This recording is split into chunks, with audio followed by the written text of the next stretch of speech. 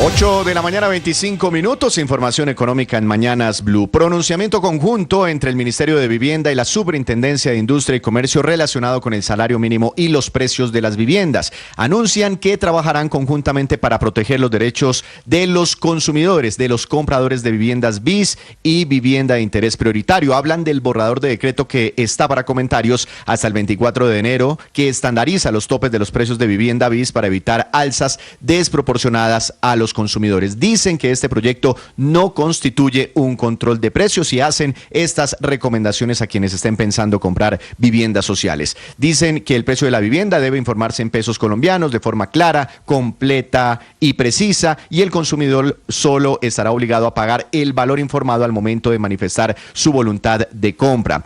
Recuerdan una circular de la SIC que establece que la publicidad y fijación de los precios de proyectos de vivienda deben realizarse en pesos colombianos y que los precios informados no pueden modificarse por solo el paso del tiempo, pues ello vulnera el derecho a la información y puede constituir una cláusula abusiva. Muy atentos desde el gobierno sobre este tema, el impacto de los precios de la vivienda tras el incremento salarial, tema de gran controversia arrancando este año con la industria de la construcción. En más información, y aunque el presidente Gustavo Petro no cree que el incremento del 24% en el salario mínimo tenga un impacto significativo sobre el costo de vida, lo dijo anoche en su alocución, en el mercado piensan diferente. Corfi Colombiana está subiendo con fuerza su proyección frente al costo de vida para este año desde 4,9 hasta 6,5%, en parte por el incremento en el salario mínimo, y dice Corfi Colombiana que esto obligará al Banco de la República a hacer este año varios incrementos en sus tasas de interés. A propósito de vivienda, Víctor, el gobierno ha publicado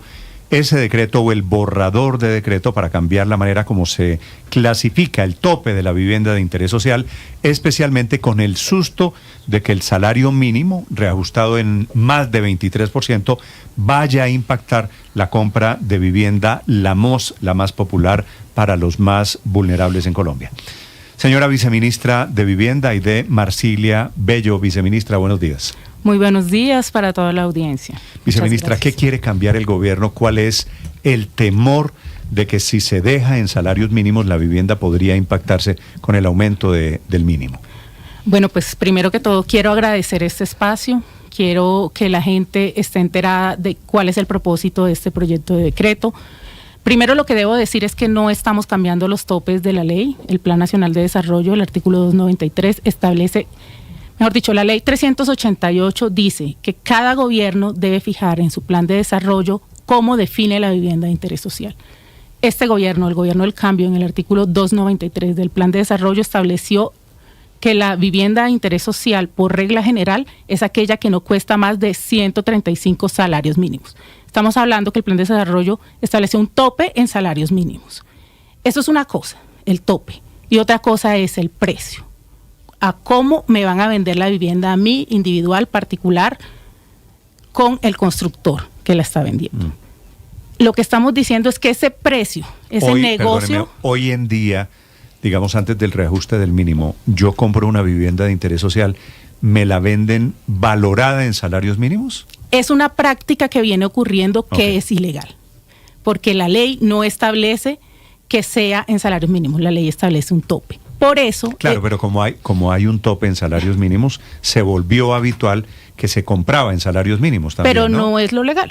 Entonces... ¿Qué sería lo legal, viceministra? Entonces, establecer un precio como cuando usted compra una gaseosa, que la gaseosa le cuesta 3.000 pesos y que la gente sepa que la gaseosa le cuesta 3.000 pesos. Claro, pero usted tiene que proyectar el valor de las cuotas mensualmente y anualmente. Claro, igual cuando usted compra una vivienda que no es BIS, se la venden en pesos. Eso es lo que estamos pidiendo para la vivienda BIS. Usted compra una vivienda no BIS y le dicen, le cuesta 700 millones, se la entregan en 3 años. Eso es lo que queremos también que pase para la no BIS. No quiere decir que cuando firman o separan la promesa, lo pongan al tope de la fecha de la firma o la separación de la promesa, sino que lo deben proyectar financieramente a cuánto le costaría en 3 años, así tal cual como ocurre para la vivienda no BIS. Y esto, quiero decirlo también, no es una cosa que haya salido a raíz de la coyuntura del aumento del salario. Esto ya se viene trabajando en conjunto con la Superintendencia de Industria y Comercio. Nosotros expedimos la circular 04 del 2024, en donde se establece justamente esto, que la vivienda se tiene que pactar en pesos. lo que tenemos como resultado de esa circular es que solo 1 de cada 4 constructores está cumpliendo.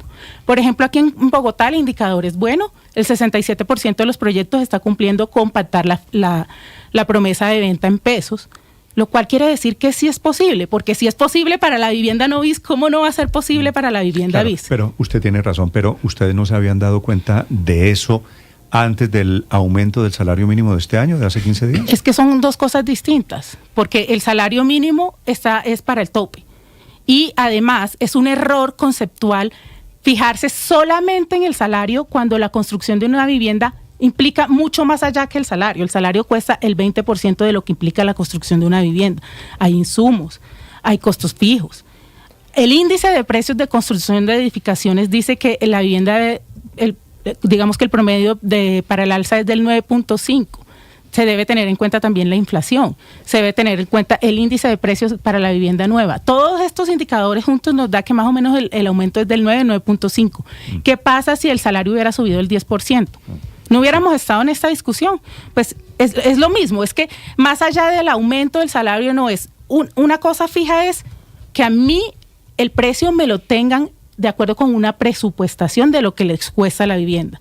Y otra cosa es que yo como consumidor sepa y tenga derecho a saber cuánto me va a costar la vivienda en 3 años. Pero viceministra, le propongo que hagamos esta entrevista no solamente pensando en la vivienda de interés social, la vivienda bis, que efectivamente hay allí unas ambigüedades y unas costumbres de mercado y tal, pero en general el aumento del mínimo en 23.7% no va a afectar mucho los precios de la vivienda en Colombia, pues obviamente, como es natural, como todo el mundo sabe, los maestros, la gente de la construcción, muchos se ganan el salario mínimo. ¿Esto no va a disparar el precio de la vivienda en Colombia? Pues es un ejercicio de hacer la conjugación de en cuánto están los insumos, en cuánto está el salario, y eso es lo que debería subir. Lo que queremos también evitar un poco. Pero además de eso, pues ya que me traes a colación el tema, claro, tiene un impacto en el aumento, pero no del 23%.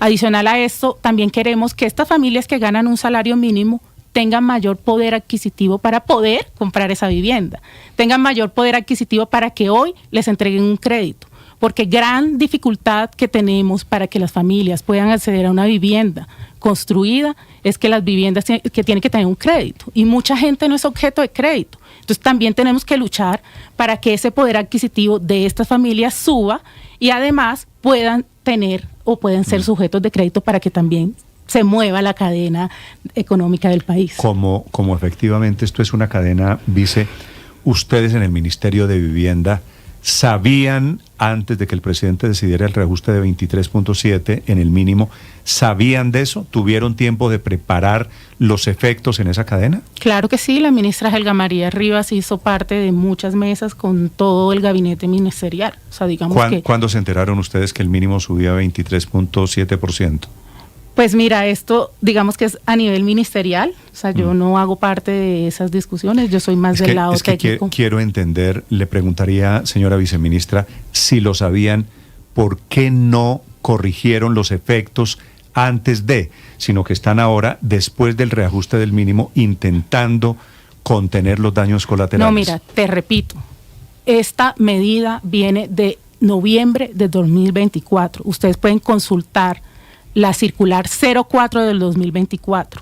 ¿Qué pasa? Que los resultados que tenemos es que solo 1 de cada 4 constructores estaba cumpliendo. Entonces, por eso nos vimos obligados a subirle el peso jurídico a esa circular y ponerlo en un decreto, y que pase lo que está pasando hoy, que todos nos están llamando y que la gente se está enterando, porque ¿qué pasa? Que la gente no conoce sus derechos, la gente no sabe, y con la ilusión de comprar vivienda aceptan las condiciones que le propongan. Entonces lo que queremos es que la gente sepa, y estos son unos escenarios maravillosos para que la gente sepa que tienen derecho a que se le pacten pesos, y que además, si no se les está cumpliendo, existe un ente que los vigila que se llama la Superintendencia de Industria y Comercio. Además existen precedentes judiciales que les han dado la razón. Entonces no es cierto que nosotros estemos ahora arreglando el efecto. Esto ya, por lo menos en temas de vivienda, se venía trabajando hace más de un año, y es una práctica que además también no es desde que existe el concepto de vivienda de interés social, que lo trae la ley 388. Sí. Fue hace poco, no puedo tener aquí exactamente el año, pero fue hace relativamente unos años que se empezó a adoptar esta práctica, a mi forma de ver, ilegal, de pactar la vivienda de interés social, solo la vivienda de interés social y prioritario en salarios mínimos. Viceministra, a mí me gustaría aterrizar este tema sobre ejemplos reales, porque mucha gente está en esta situación. Y me gustaría citarle el siguiente ejemplo. ¿Qué pasa con una persona, y usted lo sabe muy bien, los proyectos de vivienda se compran sobre planos, ¿no? Se pacta un acuerdo entre el comprador y la constructora sobre proyectos que todavía no están construidos. Y digamos, una persona el año pasado pactó un precio o compró una vivienda de interés social de 190 millones de pesos, más o menos esas eran las cuentas del año pasado, 190 millones de pesos. ¿Ese precio le va a subir este año por el salario mínimo o el mismo precio que le dijeron al inicio se debe mantener? ¿Qué pasa en estas situaciones? Bueno, habría que ver el caso puntual, que firmó en la promesa. Esperemos que haya firmado en pesos. Si no firmó en pesos, se tiene que sentar con su vendedor y pactar el precio en pesos, que es lo que le está diciendo la ley. Entonces, pero pongamos otro ejemplo. Firmó promesa en el 2024 a tope de 150 salarios mínimos. Y, digamos, hoy ese tope de 150 se eliminó. Entonces, lo que tiene que hacer es sentarse con el constructor y establecer ese precio en pesos fijos que no supere el tope. Entonces, el constructor también tiene que hacer una ecuación financiera de cuánto estaría el tope. Si, por ejemplo, se lo entrega en 2026, maravilloso, porque ya sabe cuánto es el tope del 2026. O cuánto pudiera llegar a ser en el 2027, porque además, ¿qué estaba pasando? Muchas veces decían, usted firma promesa por 135 salarios mínimos que a la fecha de hoy equivale a X plata. Y meses antes de que cambiara la vigencia o de que te entregaran, te hacían firmar un otro sí, aumentando el valor, y si tú no firmabas, asumían que estabas desistiendo de la vivienda. Por lo tanto, te estaban cobrando la cláusula penal. Queremos evitar ese tipo de situaciones. Pero, viceministra, en ese ejemplo de Víctor de 190 millones de pesos, la constructora podría decirle, como cambió tan notablemente el mínimo, ¿le vamos a aumentar el valor de la vivienda? Insisto, no es solo el mínimo, es cuánto le cuesta el conjunto para construir la vivienda. No, porque es que por la razón que sea, pactaron en mínimos. Sí, claro, pero le estoy diciendo que como cualquier bien de consumo, uno tiene que establecer unos valores de costos fijos, costos variables y demás, y eso es lo que le tiene que costar su vivienda, lo que cuesta hacerla y la utilidad esperada, claramente, porque aquí no pretendemos que los constructores pierdan. Pero si ya está tasado en salarios mínimos. Esa no es una unidad de medida válida para la ley colombiana. Pero hoy es lo que está pactado. Es decir, si sí, yo claro, firme, por eso, si yo firme el contrato, ¿automáticamente no se me dispara el precio de lo que compré? Es un negocio entre las dos personas. Entre privados. Sí. Y lo importante es que el renglón más débil de la cadena, que es el comprador, sepa a qué tiene derecho, ¿sí? Y entre el derecho que tiene es que su precio sea fijo en salarios mínimos y que además obedezca a un presupuesto que no es solo el salario mínimo. Si se firmó en salarios mínimos la cuota, ¿qué hago? Pues sentarse a negociar con el constructor, y si el constructor no accede, puede acudir a la Superintendencia de Industria y Comercio, porque es una práctica abusiva. Eso está reglamentado desde la circular. ¿Pero por qué abusiva, viceministra, si estuvieron de acuerdo los dos? Si está en el plan de desarrollo y hubo un acuerdo entre ambas partes? No, en el plan de desarrollo establecen un tope. Hay un acuerdo en salarios mínimos. En salarios mínimos, pero es un tope, no es un precio. Es muy distinto el tope al precio. ¿Y entonces por qué no establecieron en el plan de desarrollo un precio que no sea en salarios? Pues porque la dinámica del plan de desarrollo, usted lo sabe muy bien, depende de muchos factores, entre esos el Congreso, porque la idea era otra, pero pues en el Congreso se surtieron trámites distintos y quedó así. Y así ha venido quedando no solo en este gobierno, sino en otros tantos más. Y pues esas son las reglas, pero las reglas tienen que ser claras también para los consumidores. Entonces, una cosa es el tope y otra cosa es el precio, que debe obedecer a muchos factores adicionales.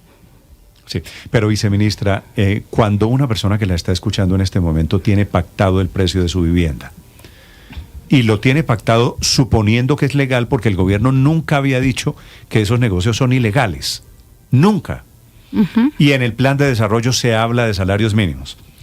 Lo que está pasando no es que va a haber mucha gente que va a desistir de la compra de esa vivienda de interés social. No, lo que esperamos es que la gente continúe. Yo creo que eso es un llamado para las dos partes, tanto a las familias como a las constructoras. Vuelvo y digo, si uno de cada cuatro constructoras lo está haciendo es porque es viable. Se hace para vivienda no bis. y es un llamado a ajustar ese contrato, que es interpartes, a que se ajuste a la normatividad vigente. En este momento está vigente la circular, el decreto no está vigente. Viceministra, usted dice entonces que bueno, que el comprador intente sentarse con la constructora para renegociar los términos, es lo que yo le entiendo, y que si la constructora no se sienta con la parte más débil del eslabón de la cadena, acudan a la Superintendencia de Industria y Comercio. En ese caso, ¿qué hace la Superintendencia de Industria y de Comercio con esa constructora? Pues ellos tienen facultades jurisdiccionales, iniciarán la investigación respectiva. Digamos, ahí cada juez es autónomo en tomar las decisiones, pero por ejemplo la circular se hizo basada en preceptos y quejas. Es que además les quiero decir, en enero, en el fin de semana pasado, la SIC recibió en este fin de semana se recibieron 400 quejas. Entonces también es un llamado a la sensatez, porque si una de cada 4, insisto, pudieron, yo creo que todos pueden.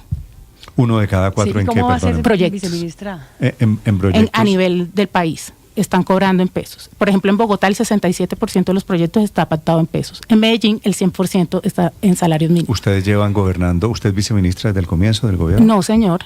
Llevo 1 año y medio. 3 años y medio en el gobierno y no se habían dado cuenta que eso era ilegal. Pero, a ver, Néstor, yo le insisto. Nosotros en el 2024 sacamos la circular y más allá de esto es un negocio entre privados. Sacamos la circular para evitar, porque es que además esto no es una cosa que yo me esté inventando o que este gobierno se inventó. Eso está en el Estatuto del Consumidor, que es una norma que viene del 2011. Y para eso existe la Superintendencia de Industria y Comercio, que vigila que a los consumidores se les respeten sus derechos. Pero si es un negocio entre privados y un privado pactó, le vendo esta casa en 100 salarios mínimos, ¿cierto? Claro. Y yo acepto comprar la casa en 100 salarios mínimos. Pero es que además tenga en cuenta que la vivienda de interés social hace parte de una política pública. El Estado entrega beneficios. Entonces ha pasado algo tan perverso que la vivienda de interés social muchas veces termina siendo vivienda de inversión. Pero el constructor sí se gana todos los beneficios por construirla solo por un precio. Entonces yo creo que el Estado sí tiene la responsabilidad. ¿Pero por qué supone usted que un constructor pacta la construcción de una vivienda de interés social en mínimos? ¿Cómo? Porque antes no lo hacía y ahora sí lo hace. No sé por qué se generó esa práctica. Yo no soy constructora, pero esa práctica se generó de unos años acá. ¿Desde cuándo? No tengo exactamente la fecha, pero yo creo que eso viene de 2016, 2017. Yo tampoco soy constructor, pero supondría que está pactado en mínimos porque los costos laborales son un altísimo porcentaje del total del valor de la obra. El 20%, dice el índice de construcción de edificaciones del DANE. Y entonces quieren tenerlo controlado, ¿verdad? No, y el es que una cosa, y el gobierno descontroló eso subiendo 24% el mínimo. No, es que una cosa técnicamente es el control de precios. Insisto, el plan de desarrollo lo que trae es una definición para poder acceder a los beneficios que trae construir vivienda de interés social, porque además entendemos que puede ser no muy atractiva y por eso se generan una cantidad de beneficios legales como exenciones tributarias, como asignación de subsidios que permite que la oferta esté de cierta forma asegurada. Entonces, eso es lo que trae la ley. Una definición legal, no un control de precios. A ver, viceministra, la vice pacta en salarios mínimos legales vigentes desde la ley 388 de 1997, es decir, esto viene de muchísimos años atrás. Pero el problema del salario mínimo no solamente se refleja en los costos de mano de obra, que efectivamente pesan un 25% dentro del costo de la vivienda. Resulta que ese salario mínimo también afecta a las 34 cadenas de insumos que están jugando en la construcción de vivienda y que pesan el 75% restante: ladrillo, cerámica, acero, baldosas, varillas, madera, vidrio, vinilos, tuberías, pegantes. ¿Cómo va a ser entonces usted o la Superintendencia de Industria y Comercio, la SIC, para controlar el alza de precios en esas 34 cadenas de insumos que son fundamentales para poder construir una vivienda de interés social o cualquier tipo de vivienda en el país? Claro, aquí no es un tema de especular que se va a subir, es un tema que se debe justificar, se debe presupuestar como cualquier obra, como cualquier proyecto. Entonces yo creo que los precios deben obedecer justamente a un presupuesto que obedezca a los costos para la producción, la utilidad esperada, que también espera uno que sea razonable, Y eso es a lo que debe de ser el precio. Entonces yo creo que ese debe ser el ejercicio que tiene que hacer la Superintendencia de Industria y Comercio, evitar la especulación. Sí. La superintendencia podría, perdóneme Víctor, que tengo esta duda medio jurídica, medio técnica, ¿puede modificar un contrato entre privados? Puede juzgar un contrato a la luz del Estatuto del Consumidor porque ellos tienen funciones jurisdiccionales por ley. Pero no son jueces. Sí, señor. En materia de derecho al consumidor, sí. Sí, pero las multas serían la sanción máxima. Ellos no podrían Sí, ordenar claro, una renegociación de un contrato entre privados. No estoy diciendo eso. Ellos tienen, o sea, le acabo de contestar, pueden juzgar, pero no pueden meterse. Juzgar y sancionar, pero la Sí. sanción va a ser una multa a la constructora. Pero el comprador quedó colgado de la brocha, porque al final el contrato siguió igual. Pues lo importante es que la gente sepa. La gente tiene que saber que tiene sus derechos y pues es importante defender también el eslabón más débil de la cadena. Pero al final entonces yo creo que un poco, perdóname. Al final la defensa es inocua porque no le van a cambiar el método de cálculo de las cuotas. Pero yo creo que cuando hay reglas claras en todos los actores, todos podemos jugar con transparencia. Entonces ese es un llamado también a la transparencia. Es un poco como que yo como es que de verdad, insisto, si unos lo han hecho, ¿por qué todos no lo pueden hacer? No estamos pidiendo algo que sea traído de Marte. No estamos pidiendo algo que sea extraordinario. La vivienda no bis, usted va a comprar un apartamento en Los Rosales y le dicen, le cuesta 1.200 millones y se lo entregan en 3 años. Y usted acepta ese precio y usted ya sabe. Pero ¿por qué hoy a una familia de estrato 1 o 2 le dicen le cuesta 135 salarios, que en ese momento cuesta 160 y luego va a pagar 240? Entonces es un poco el llamado. Yo estoy de acuerdo con usted. Y no es Yo estoy de acuerdo con usted en que todo debería ser transparente. Exacto. Y pactarse por encima de la mesa. Pero el gobierno también, creo, viceministra, ha debido darse cuenta que hay un mercado que funciona así antes de subir el mínimo como lo subió. Y entonces, si están pactadas viviendas con valor, con base en el salario mínimo, estamos pagando las consecuencias. Pero insisto, de eso. Si el mínimo hubiera subido 5%, 6%, o 7% o 10%, no estaríamos en este Pero proceso. antes de eso estaba la circular 04 que no hicieron caso. Entonces tocó subirle el rango normativo. ¿Y qué hacemos? O sea, de verdad, esto es un llamado a la transparencia. Hay constructoras muy serias, muy responsables, que cumplen a cabalidad la norma, pero desafortunadamente lo que nos muestran las estadísticas es que otras no. Yo he conocido proyectos de muy buena calidad, a excelentes precios. Lo que estaba pasando es que todo el mundo se estaba pegando al tope. He conocido proyectos maravillosos que los entregan completamente terminados.